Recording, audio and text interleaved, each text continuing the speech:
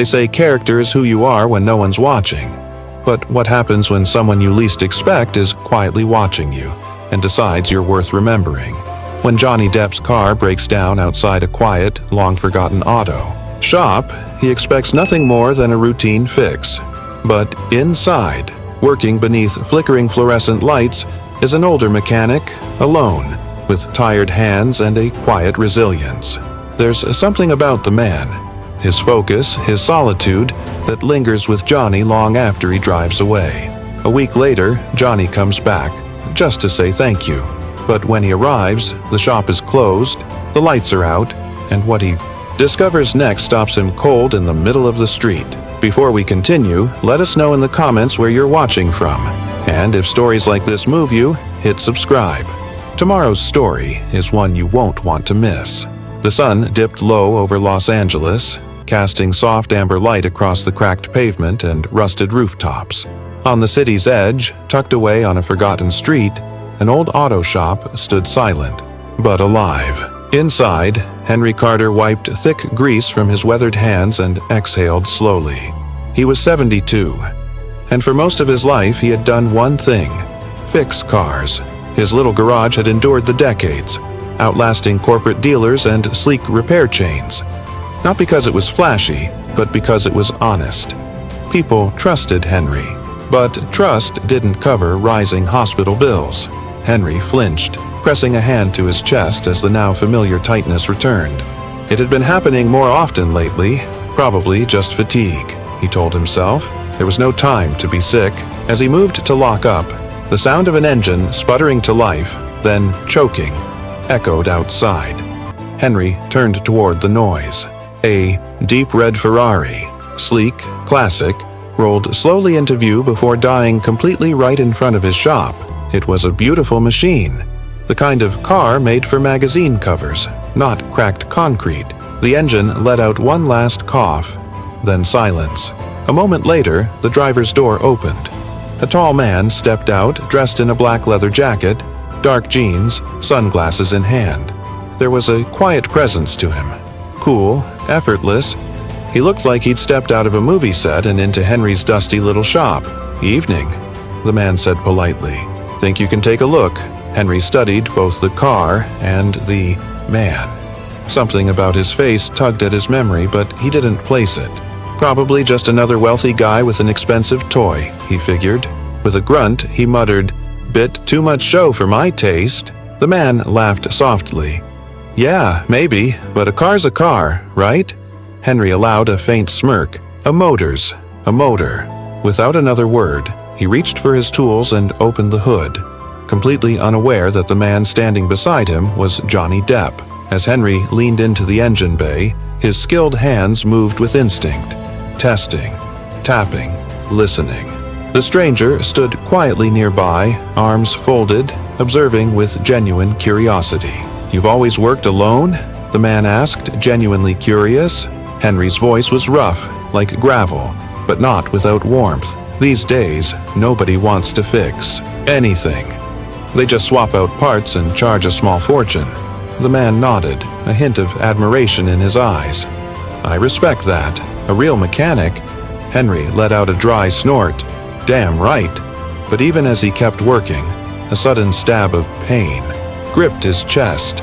He winced, just for a second, then quickly masked it, brushing it off like a fly. Just strain, he told himself. He had work to do. The man leaned in slightly, watching closely as Henry moved with precision, muttering under his breath, "I can fix this. Just give me a few minutes."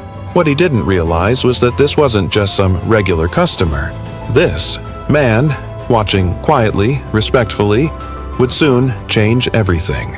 Outside, the LA sky was cooling into twilight, but inside Henry Carter's aging garage, the air was thick with oil, steel, and the rhythm of labor.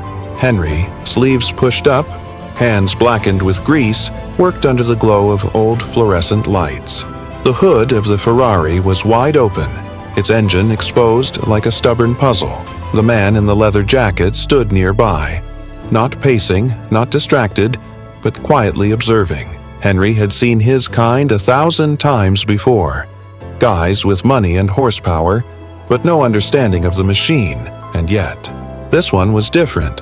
Muttering to himself, Henry reached into the engine compartment. Too many wires, too many damn computers. Can't even feel the machine anymore. The man grinned. I like people who do things the right way. Henry shot him a look. Then you're in the wrong city, kid. The man chuckled, saying nothing more. Henry went back to work, turning a bolt here, checking a belt there. He'd worked on more cars than he could count. This one? No different, but his chest tightened again. Not sharp, but deep, like something smoldering just below the surface. He ignored it, pushed through it. He wasn't done yet. You've been doing this a long time? The man asked softly. Henry didn't even glance up. 50 years. Opened this place in 74. Been mine ever since. The man looked impressed. That's rare nowadays. Henry wiped his hands on a rag, finally studying the stranger. Yeah? What do you do? The man smiled. Entertainment. Henry raised an eyebrow. Music? Movies? The man paused. Just a breath. Movies. Henry grunted. Figures. Always. One of you Hollywood types behind the wheel of a Ferrari. The man laughed, but not with ego. More like appreciation. Not mine. Borrowed from a friend. But I do love cars. Henry nodded slowly. At least you respect them. Most rich folks treat them like trophies. The man's smile faded slightly, more reflective now. I've never cared much about trophies. Henry turned back toward the engine, gripping. A wrench. But then he froze. A sudden burning pain shot through his chest, spreading across his ribs like a fire under the skin. His breath caught. His vision blurred just for a second, then it passed. But his hands trembled faintly. He clenched his jaw. These episodes were happening more often, but not now. Not with work to do. Pushing the pain aside, he tightened the final bolt. The engine was fixed. That was all that mattered. He stepped back, wiping the sweat from his forehead. All right, he said. Try it now. The man slid into the Ferrari's driver's seat and turned the key. The engine rumbled to life. Smooth, controlled, perfect. Henry crossed his arms, nodding in approval. There she is. The man smiled, running his hands over the wheel like it was something sacred. Beautiful. He stepped out, reaching for his wallet. How much do I owe you? Henry shook his head. Nothing. Seeing a car run right. That's enough for me. The Egypt man hesitated, clearly surprised. You sure? Henry waved it off. I don't charge for easy fixes. Just come back if she acts up again. The man looked at him for a moment, then smiled. I will, and next time, I'm bringing you coffee.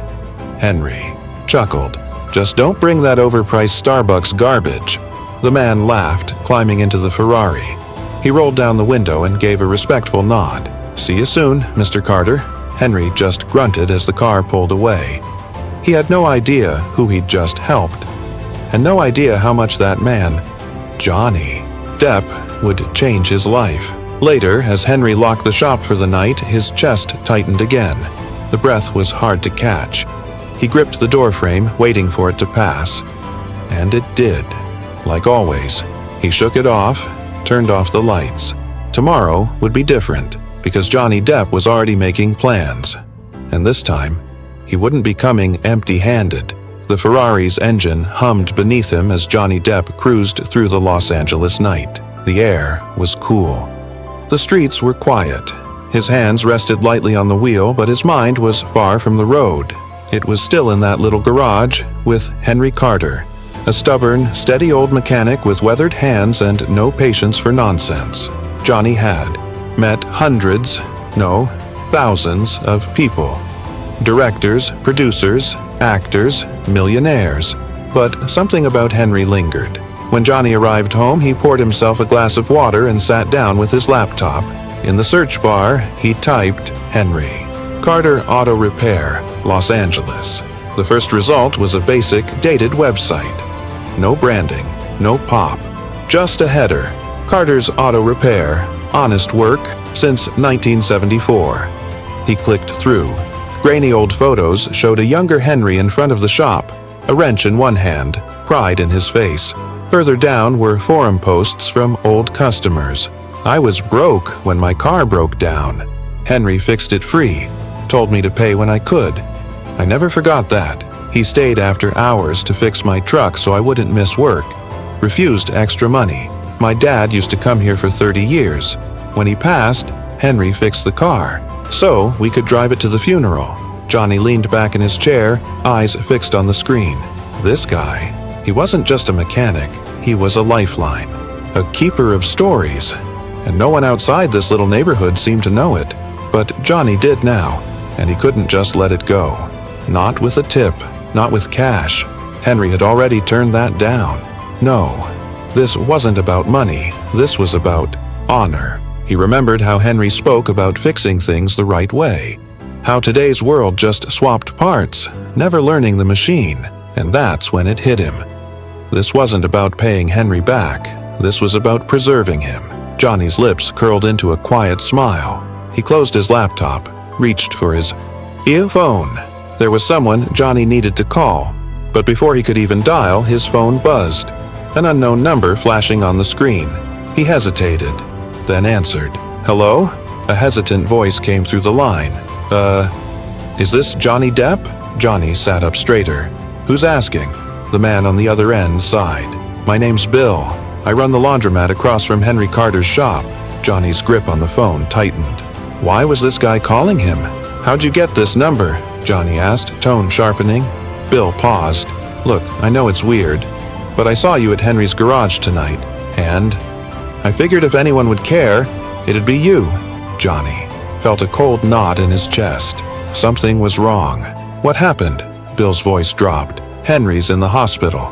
A chill ran through Johnny's spine. He had planned on going back to Henry's shop tomorrow. Now, he realized, tomorrow might be too late. He didn't wait. Johnny grabbed his keys, threw on his jacket, and was out the door in minutes. Some debts you don't pay in words. And Henry Carter deserved more than a forgotten thank you. The streets were unusually still when Johnny pulled up to Carter's auto repair. But something in the air told him everything had changed. The shop, usually dimly lit but always open late, was completely dark. Taped to the front door was a single sheet of paper. Uneven, slightly torn at the corner.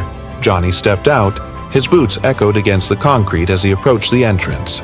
The note read, "Closed, indefinitely." His jaw tightened. So it was true. Henry wasn't here, and from the looks of it, he hadn't been here in days. As Johnny stood there, absorbing it all, the sound of approaching footsteps caught his attention. He turned. Across the street, near the laundromat, stood a man in his 60s wearing a faded flannel shirt. His expression carried recognition and sorrow. "You're the guy from last night, aren't you?" the man said. Johnny nodded slowly. "Bill?" The man gave a sad half-smile. "Yeah, sorry to call out of the blue, but I figured you'd want to know." Johnny's voice was low even. "What happened?" Bill rubbed a hand over his graying beard. "Henry collapsed while working. Looked bad. One of his regulars found him hunched over in the garage, trying to push through it." Johnny clenched his jaw.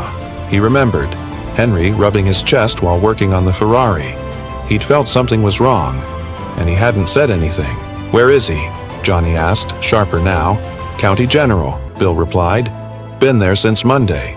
Johnny turned back toward his car, already moving. Bill called out, "Listen, I don't know what you mean to him, but that man, he's been holding this place together for longer than most people have been alive." Johnny paused, glancing back. Bill's voice softened. "I just don't know if he's got it in him to keep fighting." Johnny's grip tightened on his keys. Henry Carter had poured everything he had into that shop, into this neighborhood. And now, when he needed someone, no one was standing up for him. But Johnny would.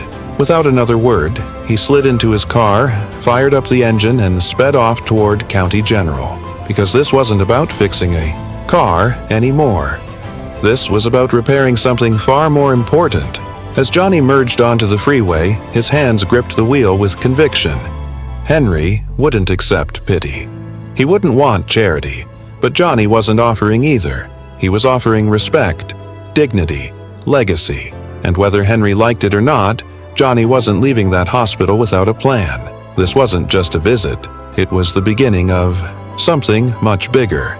The halls of County General Hospital smelled like antiseptic and old coffee. Johnny Depp walked them with purpose, the soles of his boots tapping softly against the linoleum. He wasn't there for a photo. He wasn't there for headlines. Johnny Depp was there for Henry Carter. And if Bill's words were true, time was running out. At the front desk, the nurse blinked when she saw him. To her credit, she didn't ask for a selfie. "I'm looking for Henry Carter," Johnny said, voice calm but direct. "He was admitted a few days ago." She typed the name into the system, scanned the screen, then nodded. "Room 317, third floor. He's stable, but don't expect much conversation." Johnny gave her a brief thank you and walked toward the elevator. Stable was good, but if Henry wasn't talking much, something was wrong, and Johnny needed to understand how bad it really was. The hospital room was dim and quiet. Henry lay in bed, pale and still, the soft beep of a heart monitor pulsing beside him. IV lines, wires, machines. It was a far cry from the image of the man hunched under a car hood just days ago. Johnny stood in the doorway, watching for a moment. Then Henry's eyes cracked open. His voice rasped, dry but unmistakably, "Henry, damn. Don't tell me your car broke down again." Johnny grinned. Even now, Henry was still Henry. He pulled up a chair. "Nope. Still running like a dream." Henry snorted, then winced, a hand drifting to his chest. Johnny's smile faded. "How bad is it?" Henry shrugged. The motion looked like it cost him. "Doctors say I got a heart that don't listen no more," Henry muttered. "Like a busted engine I can't swap out." Johnny's jaw clenched slightly. This wasn't just fatigue, it was serious. And Henry knew it. Johnny leaned forward. "Henry, I want to help." Henry let out a dry chuckle. "Kid, I know who you are. You're rich, you're famous, and whatever you're about to offer probably involves money." Johnny didn't blink. "It does. I want to cover your hospital bills." Henry turned his head to the side, his expression unreadable. Then after a long pause, he shook his head. "No." Johnny exhaled slowly. "Henry, I don't take handouts," Henry said firmly. Johnny studied him. Henry wasn't being stubborn out of pride. This was a man who had stood on his own 2 feet for 70 years. He wasn't going to change now. Johnny nodded slowly. "Fine. If Henry wouldn't take money, he'd find another way." He sat back in his chair, eyes narrowing as an idea started forming. "You built something," Johnny said. "And you're just going to let it die?" Henry frowned. "What the hell are you talking about? Your shop, your name, your work, the people you've helped. What happens to all that when you're gone?" Henry sighed. "Guess it closes." Johnny tilted his head. "And that's fine with you?" Henry didn't answer. Johnny could see it, the weight of the question starting to settle. Then, softly but clearly, Johnny leaned in. "I have an idea." Henry squinted. "Oh, I bet you do."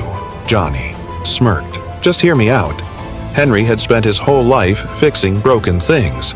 Now, Johnny was about to fix something for him, and whether Henry liked it or not, this was just the beginning. Weeks later, when Henry was well enough to return home, everything had changed. The old weathered sign that read, "Carter's Auto Repair," was taken down. A new one stood in its place. The Henry Carter Technical Garage. Henry had fought Johnny on the name. "I don't need my name plastered across a damn building," he grumbled. Johnny just smiled. "It's not just a building. It's a story." That shut Henry up. When the shop reopened, the turnout shocked everyone. Former customers, young mechanics, kids who had never even held a wrench. They came, some to thank Henry, some to learn. Johnny stood in the back, hands in his pockets, watching it unfold. Henry, gruff as ever, barked instructions at a nervous 19-year-old. "You're holding that wrench like it's a fork. Get it right or get out of the bay." The kid gulped, nodded, and tried again. Johnny chuckled. Henry would never change, and that's exactly why this would work. Later that night, as they locked up, Henry turned to Johnny. His voice was quiet, sincere. "Guess I owe you one, kid." Johnny smirked. Nah. You already paid me back, Henry frowned. How the hell did I do that? Johnny nodded toward the new sign. By proving the right way is still worth teaching. Henry stared at the sign, and for the first time in years, he felt proud. The bold letters read, Henry Carter Technical Garage since 1974, and underneath it a new line, because some things deserve to be done right. Henry looked up at the new sign again, the glow from the overhead light catching the fresh paint like a quiet halo. He smiled. Maybe he hadn't planned for any of this. Maybe life had thrown him one hell of a curveball. Standing there, with oil still under his nails, the shop humming softly behind him, and Johnny Depp somewhere inside laughing with the new trainees, he knew one thing for sure. His story wasn't over. And now it never would be.